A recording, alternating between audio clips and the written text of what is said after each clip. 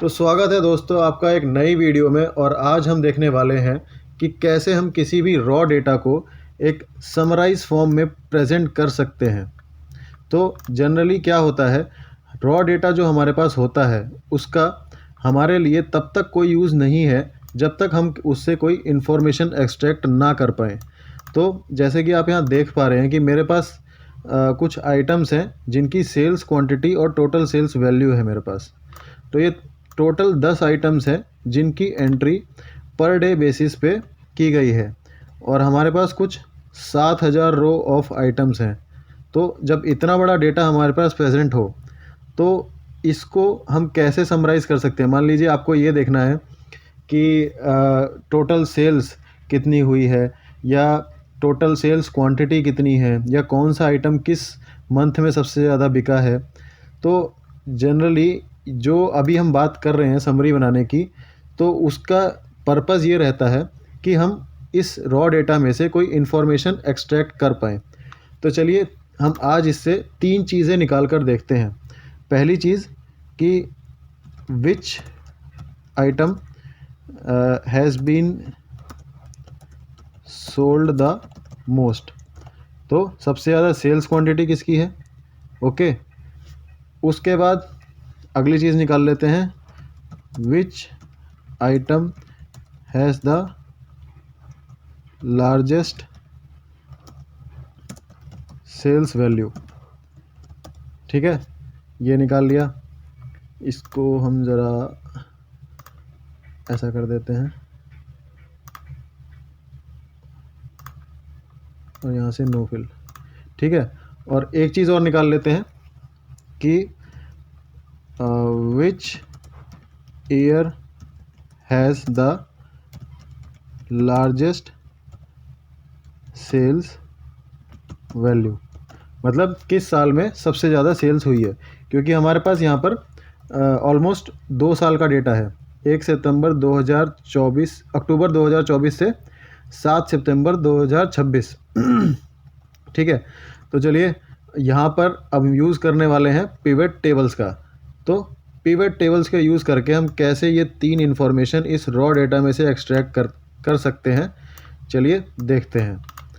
तो pivot table अगर आपने कभी नोटिस किया हो तो वो इंसर्ट टैब में यहाँ पर सबसे पहला ऑप्शन होता है। अब जैसे ही मैं इसको क्लिक करूँगा तो यहाँ पर ये हमसे पूछेगा टेबल या फिर रेंज। तो यहाँ पर हम इसको सबसे पहले अपना रेंज प्रोवाइड कर देते हैं। क्योंकि ये मेरा डेटा टेबलर फॉर्म में टेबल नहीं है, इसलिए मुझे रेंज प्रोवाइड करनी पड़ रही है। अगर आपने ये टेबल बनाया होता तो आपको रेंज प्रोवाइड नहीं करनी पड़ती, वो ऑटोमेटिकली आपका टेबल पिक कर लेता। तो देखिए अब यहाँ पर मैंने इसको रेंज प्रोवाइड कर दी है। ओके, और अब ये पूछ रहा है choose where you want the pivot table to be placed. तो अब हमें अपना पिवट टेबल बनाना कहाँ है उसकी भी लोकेशन दे देते हैं। चलिए हम इसको इसी शीट में यहाँ पर बना लेते हैं। तो हमने एग्जिस्टिंग शीट पे क्लिक किया और ओके, तो यहाँ पर पिवट टेबल आप देख पा रहे होंगे। अब यहाँ पर आते हैं पिवट टेबल फील्ड सिलेक्ट करने को। पिवट टेबल फील्ड्स में कौन सी चीज़ें आती हैं, वो जनरली आपके जो डेटा है रॉ डेटा उसके सारे हेडर्स आते हैं। तो इन हेडर्स को अब कैसे समराइज़ करेंगे, चलिए पहली चीज़ करके देखते हैं। Which item has been sold the most. तो सबसे ज़्यादा कौन सा आइटम सेल हुआ है। तो मैं क्या करूँगा, आइटम नेम को उठाऊँगा और डालूँगा रोज़ में। देखिए रोज़ में एडजस्ट हो गए। तो यहाँ पर हमारे जितने भी यूनिक आइटम्स थे वो हमारे सामने आ गए हैं। ओके, अब दूसरी चीज़ है सेल्स सबसे ज़्यादा कौन सी हुई है। तो सेल्स क्वांटिटी पे जाएंगे हम और इसको रख देंगे वैल्यूज़ में। तो यहाँ पर हमारे पास सेल्स क्वांटिटी आ गई, सम ऑफ सेल्स क्वांटिटी। तो इन 2 साल में अगर आप देखेंगे तो बॉल पेन की सेल्स क्वांटिटी इतनी है, 1,81,883। ठीक है, अब हमें देखना है कौन सा आइटम सबसे ज़्यादा सोल्ड हुआ है। तो इस डेटा को हम सॉर्ट कर देते हैं। डेटा में जाएंगे, यहाँ पर आप देख रहे होंगे Z2A सॉर्ट करने का ऑप्शन है। तो मैं इस पर क्लिक करूँगा तो यहाँ पर आ गया सबसे ऊपर जेल पेन। तो इसका मतलब जेल पेन ही वो आइटम है जो सबसे ज़्यादा जिसकी सेल्स क्वांटिटी है। ठीक है, पहला हमने इन्फॉर्मेशन निकाल ली। कितना ईजी है पिवट टेबल की मदद से। दूसरी चीज़ करते हैं, which item has the largest sales value. चलिए एक और पिवट लगाते हैं। आप चाहें तो उसी स्टेप को फॉलो कर सकते हैं इंसर्ट में जाके पिवट टेबल में, या फिर आपके पास जो एग्जिस्टिंग पिवट टेबल है इसको कॉपी करके यहाँ पर अगर आप पेस्ट करेंगे तो सेम पिवट टेबल कॉपी हो जाएगा। और अब यहाँ पर हम बस इसके जो फील्ड्स हैं उनको चेंज कर देंगे। तो दूसरे क्वेश्चन में हमें चाहिए लार्जेस्ट सेल्स वैल्यू, तो सेल्स क्वांटिटी को हम हटाएंगे और सेल्स वैल्यू जो है यहाँ पे रख देंगे। लीजिए आपका सेल्स वैल्यू रेडी है। तो अब सेल्स वैल्यू में देख लेते हैं, हाईएस्ट हमें निकालना है तो इसको फिर से सॉर्ट कर देंगे। यहाँ पर अपना कर्सर रखिए, डेटा में जाइए, Z2A सॉर्ट कीजिए, लीजिए ज्योमेट्री बॉक्स सबसे ज़्यादा सेल्स वैल्यू वाला आइटम है। तो दूसरी चीज़ भी हो गई हमारी। चलते हैं तीसरे की तरफ, which year has the largest sales value. तो अब हमें पूछा गया है कि इन 2 सालों में अक्टूबर 2024 से 26 तक कौन सा साल था जिसकी सेल्स वैल्यू लार्जेस्ट थी। तो हमें पिवट टेबल तो यहाँ पर अवेलेबल है, ठीक है। चलिए इसी में बस हम अगर डेट वाला अपना आइटम फील्ड ऐड कर देते हैं तो शायद हमें वो साल मिल जाएगा जिसकी सेल्स वैल्यू लार्जेस्ट है। तो डेट को उठा के मैं यहाँ पे रोज़ में रख देता हूँ। देखिए इसने क्वार्टर, मंथ, डेट सब कुछ ले लिया, पर हमें क्या चाहिए, ईयर। तो बाकी सारे फील्ड्स को हम रिमूव कर देंगे। कहाँ से, रिमूव फील्ड, यहाँ पे क्लिक कीजिए, remove field, click, remove field. तो अब क्या बचे, ईयर्स। सिंपल है। अब इन ईयर्स में हम देख लेते हैं, 2024 में हमारे पास सेल्स वैल्यू है, 25 में है, 26 में है। तो क्लियरली विजिबल है यहाँ पर 2025 में सबसे ज़्यादा सेल्स हुई है। अब आप इसको एक टेबुलर फॉर्म में भी प्रेजेंट कर सकते हैं।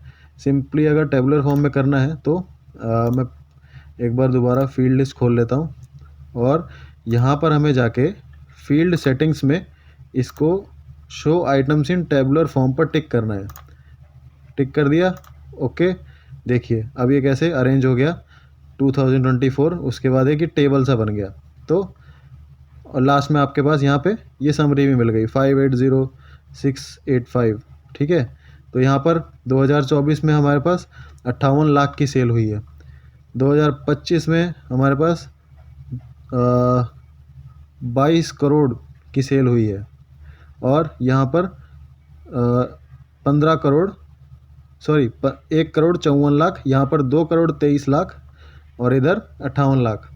तो सबसे ज़्यादा सेल्स हमारी 2025 में हुई है, ठीक है।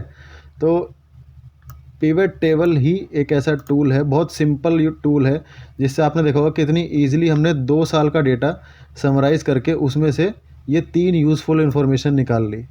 अब बड़े बड़े बिजनेसेस के लिए ज़रूरी क्या होता है, ज़रूरी ये इस तरह की इन्फॉर्मेशंस ही होती है। क्योंकि अगर आप ध्यान दें तो अगर कोई भी बिज़नेस होगा और इस डेटा को देखेगा तो वो ये फोकस कर सकता है कि ज्योमेट्री बॉक्स मेरा हमेशा सेल्स वैल्यू में हाईएस्ट रहता है, तो वो ज्योमेट्री बॉक्स की सेल्स पे फोकस कर सकता है। तो इस तरह की कुछ ज़रूरी इन्फॉर्मेशंस निकल सकती हैं। तो पिवट टेबल हमारे इस काम आता है कि रॉ डेटा को एक ज़रूरी इन्फॉर्मेशन में कैसे कन्वर्ट कर सकते हैं। अब पिवट टेबल के और भी यूज़ हैं, पर ये वीडियो ज़रा लंबा हो रहा है तो मैं और दूसरी वीडियोस में पिवट टेबल के यूजेस के और वीडियोस बनाऊंगा। लेकिन सेम इसी इन्फॉर्मेशन से, इसी रॉ डेटा से हम और क्या क्या इन्फॉर्मेशन निकाल सकते हैं वो भी एक वीडियो इसके बाद आएगा। तो आप इस वीडियो के लिए फ़िलहाल इतना ही। अगर आपको ये वीडियो अच्छा लगा हो तो प्लीज़ वीडियो को लाइक कीजिए, शेयर कीजिए और सब्सक्राइब कीजिए। मिलते हैं नेक्स्ट वीडियो में।